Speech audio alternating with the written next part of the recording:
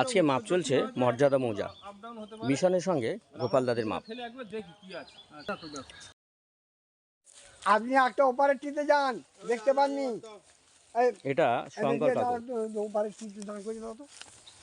এটা কমলদা, আর এটা রেজাউল্লাহ। এই মাপতে চলতে চলতে আমরা একটা সুন্দর জিনিস দেখতে পেলাম পুকুরের মাঝখানে, ঠিক ঘুমন্ত অবস্থায়।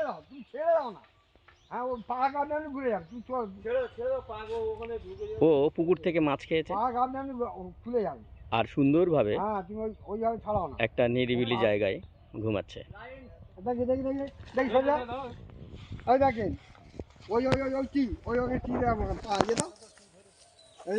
আমি আছি গোপালদার পক্ষে, আর মিশনের পক্ষে আছে কমলদা, রেজাউল্লাহ এবং শঙ্কর জেঠু।